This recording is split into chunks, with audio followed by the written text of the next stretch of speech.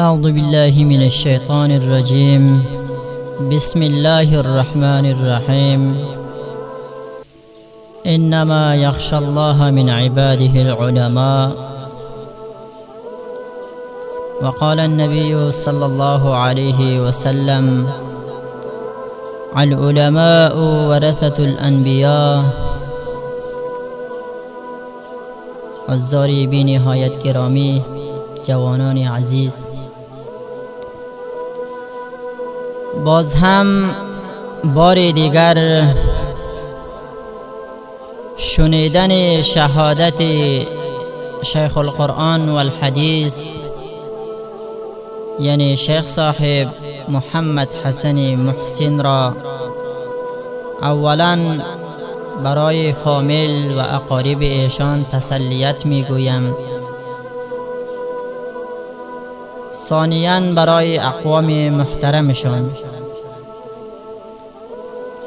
الله سبحانه و تعالی شهادت ایشان را به درگاهش مقبول و منظور بگرداند. این مسیر نه تنها یک مسیر برای مفتی صاحب باشد، برای همه ما و شما هست، برای همه بندگان خدا و امت محمد مصطفی صلی الله علیه و سلم است. در همین هفته پیش جناب مفتی صاحب با تصادف جان خود را از دست دادند، یعنی شهید شدند. همه مایان را غمگین و خسته ساختند. با شنیدن شهادت ایشان همه ما افسرده هستیم و خسته هستیم.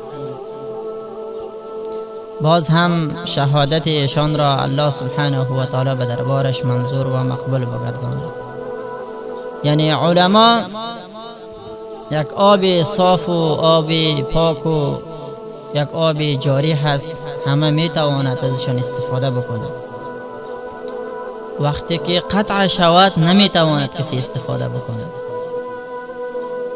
پس عزیزان من، قدر علما را بدانید، برای علمای خود احترام بگذارید، برای اهل قرآن احترام بگذارید.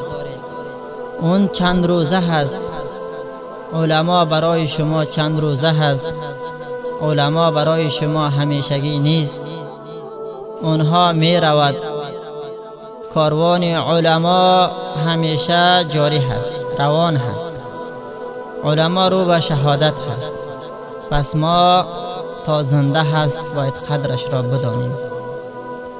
ما مشکلات خود را قبلا